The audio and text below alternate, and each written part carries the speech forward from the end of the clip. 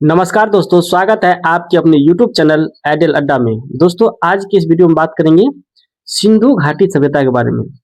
हम लोग लुसेंट समान ज्ञान अध्ययन का जो है लाइन बाय लाइन अध्ययन कर रहे हैं। इसमें आपको जितने भी हमारे एग्जाम है, सभी एग्जामों के लिए जो है लुसेंट समान ज्ञान बहुत ही महत्वपूर्ण बुक है। तो इस बुक का जो है जितना भी सब्जेक्ट है, जो भी हमारा टॉपिक है, सारे टॉपिक का जो है लाइन बाय लाइन अध्ययन करेंगे। तो आइए स्टार्ट करते हैं। आज का टॉपिक है सिंधु घाटी सभ्यता।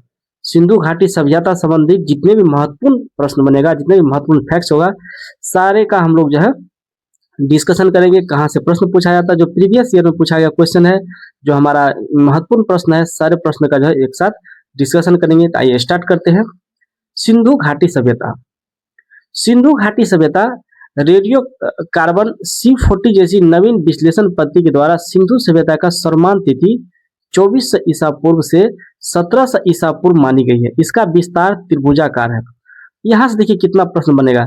हमारा कौन डेटिंग से, तो रेडियो कार्बन C14 पद्धति से नवीन विश्लेषण कितना दिन माना गया है इसका तिथि, तो 2400 ईसा पूर्व माना गया है। 2400 से लेकर के 1700 ईस्वी। लेकिन एनसीईआरटी में ये नहीं है, ये है कार्बन यानी C14 पद्धति के द्वारा। इसका विस्तार पूछा जाएगा किस आकार का है हमारा सिंधु सभ्यता, तो ये है त्रिभुजाकार। तो यहाँ से भी प्रश्न पूछा जा सकता है। तिथि निर्धारण कार्बन 14 C14 की खोज अमेरिका के प्रसिद्ध रसायन शास्त्री BF लीवी द्वारा 1946 में की गई थी। तो यहाँ से भी प्रश्न आ सकता है कि कार्बन 14 पद्धति की खोज किसने किया था, तो ये अमेरिका के रसायन शास्त्री थे BF लीवी द्वारा 1946 में की गई थी। BF लीवी द्वारा 1946 में की गई थी। इस पद्धति में जिस पदार्थ में कार्बन 14 की मात्रा जितनी ही कम रहती है, उस पदार्थ की प्राचीन मानी जाती है। जिसमें कार्बन 14 की मात्रा बहुत कम पाया जाएगा, तो ये समझा जाएगा कि ये जो है अधिक प्राचीन वस्तु है।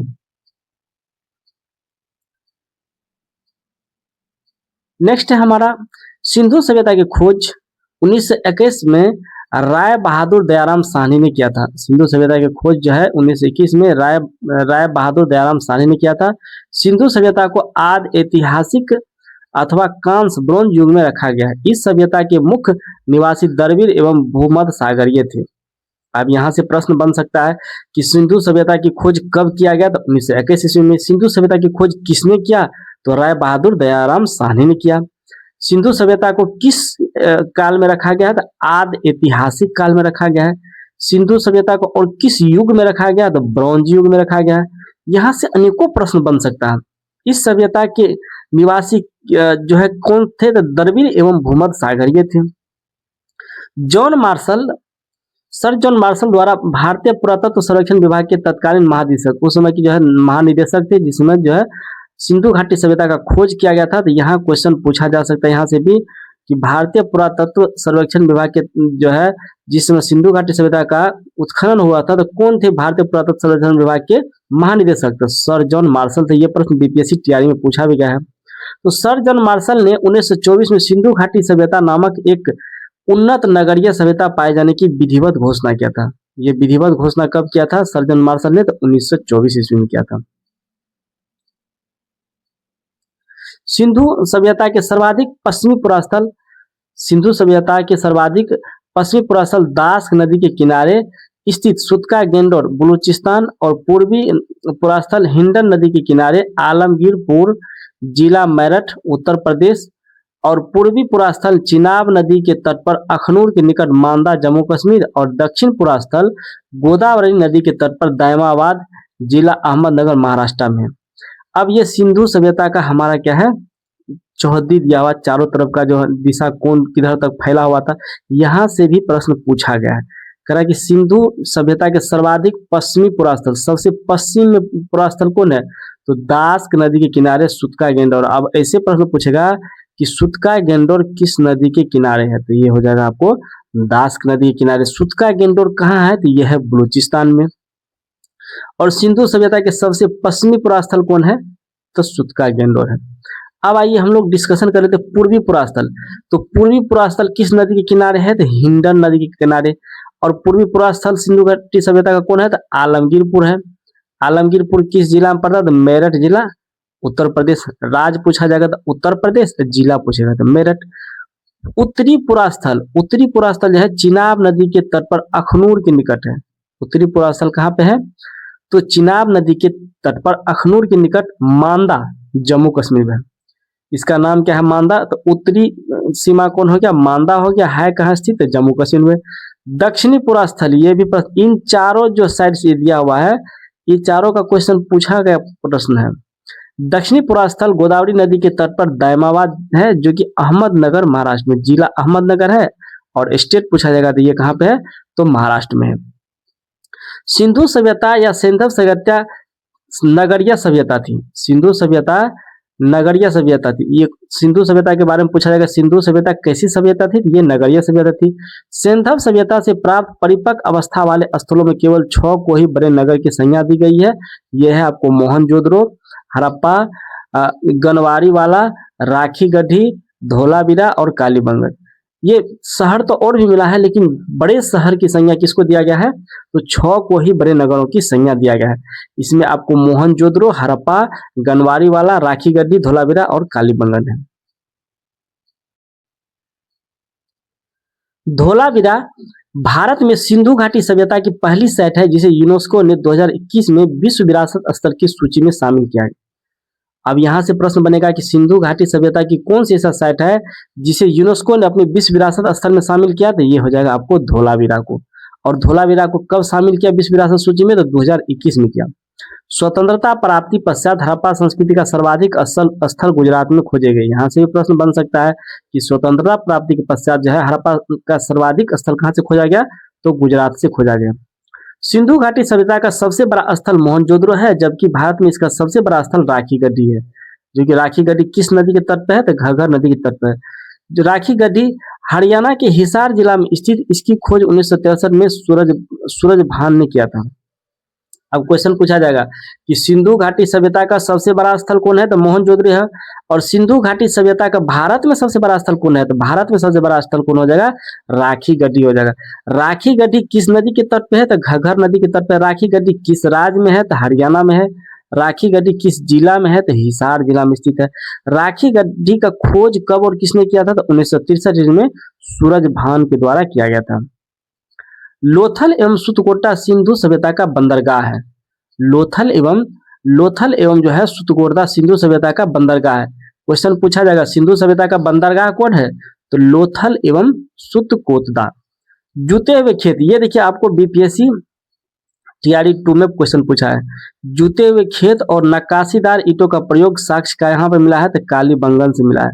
जूते हुए खेत का और नक्काशीदार ईंटों का जो प्रयोग का साक्ष्य कहाँ से मिला है? ये हमें मिला है कालीबंगन। और कालीबंगन है किस स्टेट में? तो राजस्थान में। कालीबंगन कहाँ पे है? तो राजस्थान में। यहीं से मिला है आपको जूते हुए खेत और नक्काशीदार ईंटों का प्रयोग।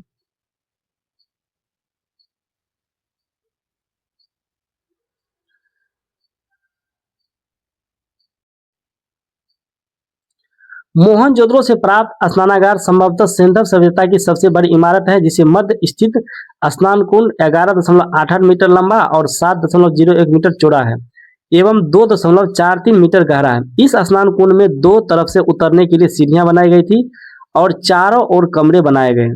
इसमें भरने के लिए पानी कुएं से निकाला जाता था। उपयोग के बाद इसे खाली कर दिया जाता था। शायद यह विशिष्ट नागरिक विशेष अवसरों पर स्नान किया करते थे। अब यहाँ से प्रश्न बनेगा कि मोहनजोदड़ो से प्राप्त जो सिंधु घाटी सभ्यता की सबसे बड़ी इमारत कौन है? तो ये स्नानागार है यहाँ का इमारत मोहनजोदड़ो का, जिसके मध्य में जो है एक स्नान कुंड था, जिसकी कितनी लंबाई है? अगर क्वेश्चन ज्यादा डिप में पूछेगा तो यहाँ से लंबाई भी पूछा जा सकता है। तो 11.88 मीटर लंबा था। चौड़ा कितना था? तो 7.01 मीटर चौड़ा था। और गहरा कितना था? तो 2.43 मीटर गहरा था। इस स्नान कुंड में जो है 2 तरफ से उतरने के लिए सीढ़ियां बनाई गई थी, चारों ओर कमरे थे और इसमें भरने के लिए पानी कुएं से निकाला जाता था। उस उपयोग के बाद जो है खाली कर दिया जाता था। और शायद यहाँ विशिष्ट नागरिक, यहाँ अनुमान लगाया गया यहाँ की विशिष्ट नागरिक विशेष अवसरों पर जो स्नान करते थे, जो यहाँ के विशिष्ट राजा थे, जो बड़े नागरिक थे, उसके लिए स्पेशल रूप से ये खोला जाता था। अग्निकुंड यज्ञ वेदी लोथल एवं कालीबंगन से प्राप्त हुए हैं। अग्निकुंड कहाँ से प्राप्त हुए? यह क्वेश्चन यहाँ से बनेगा कि अग्निकुंड का साक्ष्य कहाँ से मिला है या यज्ञ वेदी का साक्ष्य कहाँ से मिला है, तो लोथल एवं कालीबंगन से प्राप्त हुआ है। मोहनजोदड़ो से प्राप्त एक सील पर 3 मुख वाले देवता पशुपतिनाथ की मूर्ति मिली है। उनके चारों ओर हाथी, गेंडा, चीता और भैंसा विराजमान है। यहाँ से प्रश्न पूछा जाता है कि बताइए, मोहनजोदड़ो से जो प्राप्त हुआ एक सील जिसमें 3 मुख वाले देवता है, उसमें कौन कौन जानवर है, कौन कौन जानवर नहीं है और नहीं वाला भी ऑप्शन आपको पूछा जा सकता है। उसमें दे देगा हाथी है, गेंडा है, चीता है, बाघ है या गाय दे देगा। तो इसमें से ऑप्शन यहाँ से हम छांट सकते हैं अगर हमको जानकारी है। तो इसमें 4 प्रकार के जानवर है, हाथी, गेंडा, चीता और भैंसा। और ये कितने मुख वाले हैं, 3 मुख वाले देवता की मूर्ति वहां से प्राप्त हुआ है। मोहनजोदड़ो से नर्तकी की एक कांस्य मूर्ति भी मिली है। हड़प्पा की मोहरों पर सबसे अधिक एक श्रृंगी पशु का अंकन मिलता है। यहाँ से प्राप्त एक आयताकार मोहर स्त्री के गर्भ से निकलता पौधा दिखाया गया है। अब यहाँ से प्रश्न पूछा जा सकता है कि मोहनजोदड़ो से जो नर्तकी की मूर्ति मिली है वो किस धातु से बना है, तो कांस्य धातु से बना है। हड़प्पा के मोहरों पर सबसे अधिक कौन सा पशु अंकन है, तो एक श्रृंगी एक सिंह वाला पशु अंकन है, जो हम लोग मोहनजोदड़ो फिल्म आया था ऋतिक रोशन का, उसमें दर्शाया गया, दिखाया गया है। यहाँ से प्राप्त एक आयताकार मोहर से जो है एक मोहर मिला है जिसमें स्त्री के गर्भ से निकलता पौधा को दिखाया गया है। मनके बनाने के कारखाने लोथल एवं चनहुदरो मिले हैं। मनके बनाने के कारखाने पूछा जाएगा कहाँ से मिला है, तो लोथल से मिला है और चनहुदरो से मिला है।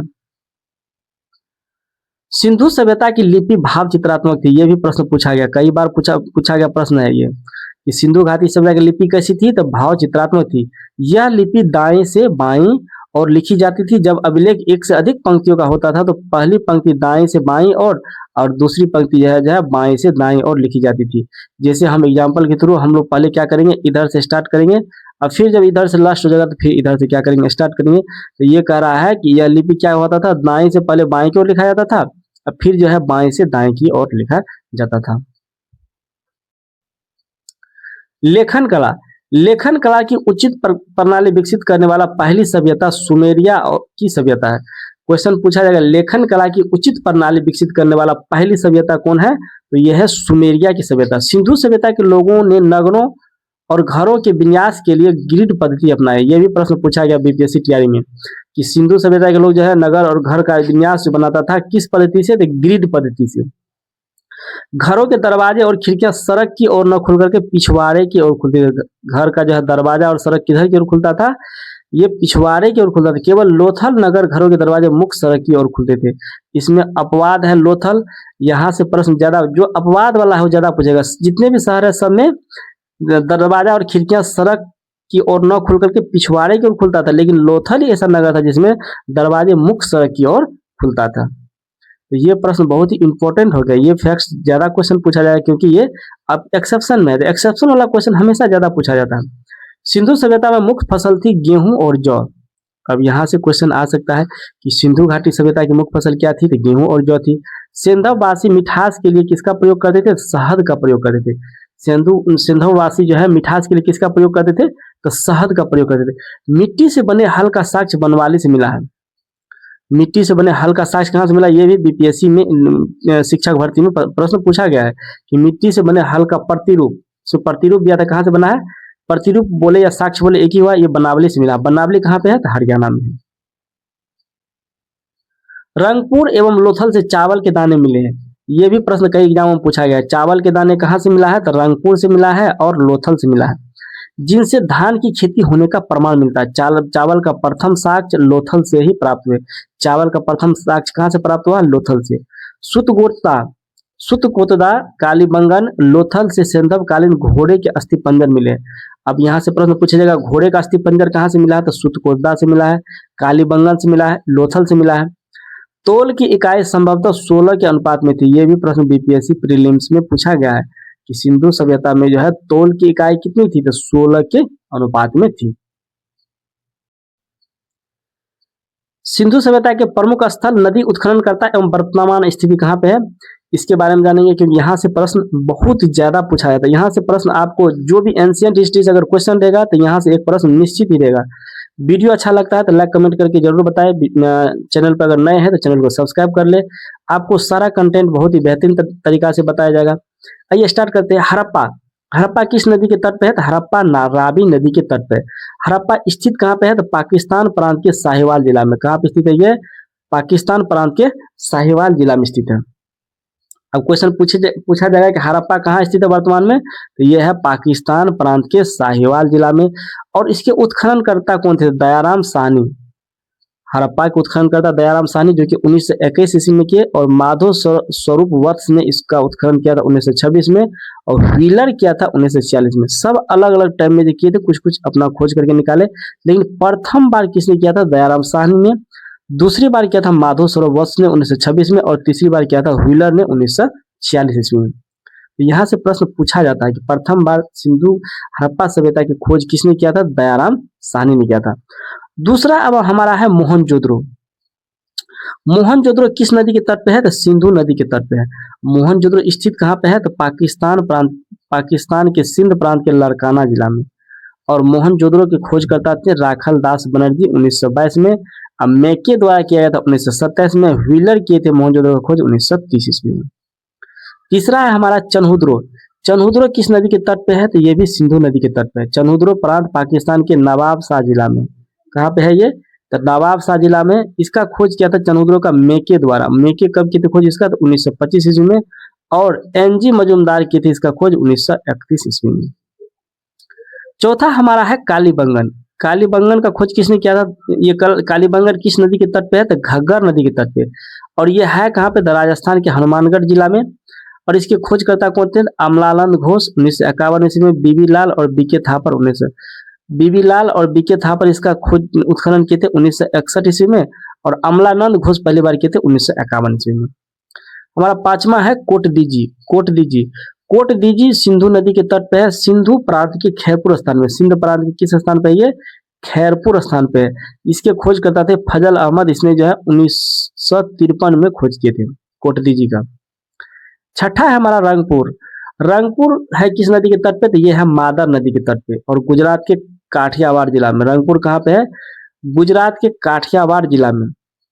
इसके खोज करता थे रंगनाथ राव 1953-54 में। रंगनाथ राव रंगपुर, लगभग नाम और ये स्थल दोनों मैच करता है, तो यहाँ से प्रश्न हम वहां से छाट सकते हैं। रंगपुर है मादर नदी के तट पे और गुजरात के काठियावाड़ जिला में। रंगनाथ राव ने इसका 1953-54 में जो है उत्खनन किया।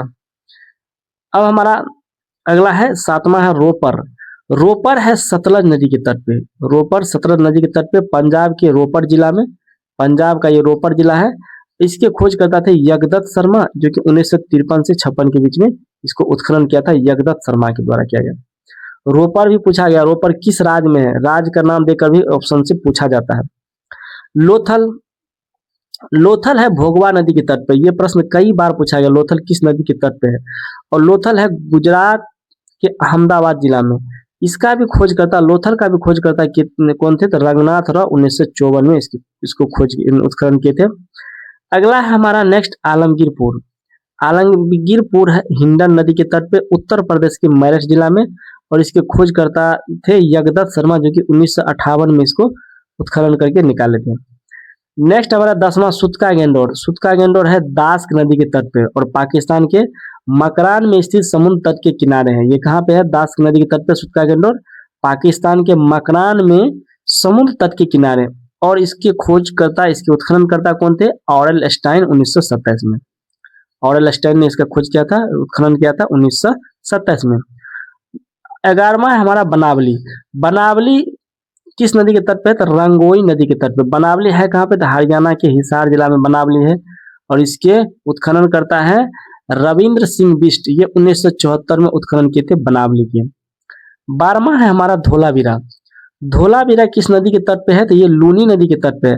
और धोलावीरा गुजरात के कच्छ जिला यानी खादिरवेट द्वीप पर है। क्वेश्चन पूछा जाएगा धोलावीरा किस द्वीप पे है? ये बहुत ही डेप्थ क्वेश्चन है कि धोलावीरा के बारे में पूछा जाएगा किस द्वीप पे है? तो खादिरवेट द्वीप पे है और गुजरात के कच्छ जिला में है। ये किस नदी के तट पे है? तो लूनी नदी के तट पे। धोलावीरा के खोजकर्ता जेपी जोशी 1967 से 68 में और रविंद्र सिंह बिष्ट ने इसका किया था 1990 से 91 में। पहली बार जेपी जोशी ने किया था उत्खनन 1967 से 68 में और दूसरी बार किया था रविंद्र सिंह बिष्ट ने 1990 से 91 में। 13वां हमारा सुतका। सोतका है सादीकोर नदी के तट पे। सोतका कहाँ पे है? सादीकोर नदी के तट पे।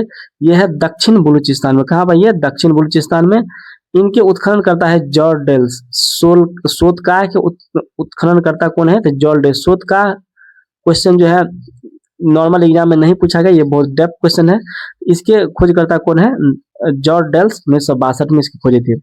ये जितना भी डाटा लिया गया सब है द गजेटियर ऑफ इंडिया, जो क्लास जो है हमारा 5 क्लास से का सेकेंड वॉल्यूम है, उसमें से ये क्वेश्चन लिया गया है। तो बहुत ही अच्छा प्रश्न है। यहाँ से प्रश्न आप अगर क्वेश्चन सेट बनाते हैं तो आपको वहां से पता चल जाएगा कि यहाँ से प्रश्न हर एग्जाम में पूछा जाता है। लूसेंट एक ऐसा बुक है जहां से प्रश्न आपको 60 से 70% प्रश्न जीएस का लगभग एग्जामों में पूछा जाता है। कुछ ऐसे प्रश्न है जो 25 से 30% प्रश्न ऐसे है जो बहुत ही डेप्थ रहता है, उसके लिए आपको अत्यधिक अध्ययन करने की जरूरत है। विभिन्न बुकों से आपको अध्ययन करने की जरूरत है, तो वहां से प्रश्न आप निकाल सकते हैं, उस प्रश्न को भी बना सकते हैं। उसका भी हम लोग अलग अलग बुक, जो जितने भी बुक है सारे बुक का हम लोग लाइन बाय लाइन डिस्कशन करेंगे। अभी हम लोग लूसेंट का लाइन बाय लाइन डिस्कशन कर रहे हैं, उसके बाद हम लोग महेश वर्णवाल का करेंगे, दृष्टि का करेंगे, सारे बुक का लाइन बाय लाइन अध्ययन करेंगे, जिससे हमारा आगामी एग्जाम जो भी है बीपीएससी टीआरई 4 है, जितने भी एग्जाम आगामी आने वाला सभी एग्जाम को टारगेट करते हुए यहाँ पे आपको बेहतर कंटेंट मिलेगा। तो इस चैनल पर बने रहें। आइए अगला टॉपिक देखते हैं। सिंधव सभ्यता के लोग यातायात के लिए 2 पहिए और 4 पहिए वाली बैलगाड़ी या भैंसा गाड़ी का उपयोग करते थे। अब क्वेश्चन पूछा जा सकता है यहाँ से कि सिंधव सभ्यता के लोग यातायात के लिए किसका प्रयोग करते थे? 2 पहिया और 4 पहिया वाली बैलगाड़ी या भैंसा गाड़ी का प्रयोग करते थे।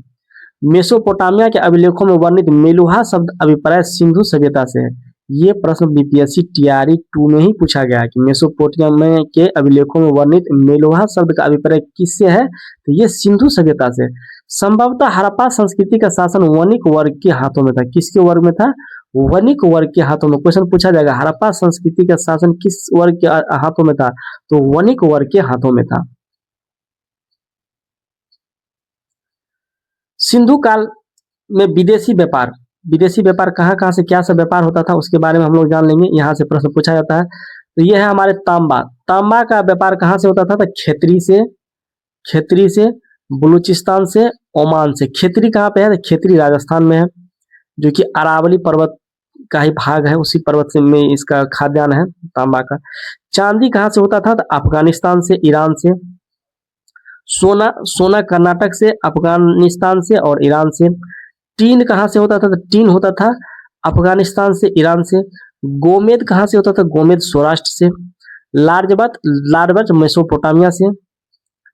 और सीसा कहाँ से होता था? तो सीसा ईरान से। क्वेश्चन पूछा जाएगा सीसा कहाँ से होता था? सीसा ईरान से जो है आयातित होता था। तो ये प्रश्न यहाँ से आपको एक प्रश्न निश्चित दिखेगा। ये धीरे धीरे इंपॉर्टेंट है, इस फैक्ट्स को आप लोग 1-2 बार जो है लगातार सुन ले कि तांबा कहाँ से मिलता था? खेतरी बलूचिस्तान, ओमान से। चांदी कहाँ से प्राप्त होता था? तो अफगानिस्तान, ईरान से।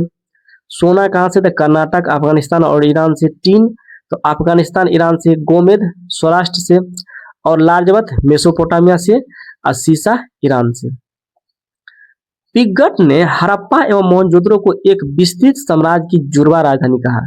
अब यहाँ से क्वेश्चन पूछा जा सकता है कि किसने कहा था हड़प्पा और मोहनजोदड़ो को एक विस्तृत साम्राज्य की जुड़वा राजधानी? तो ये पिगट महोदय के द्वारा कहा गया था।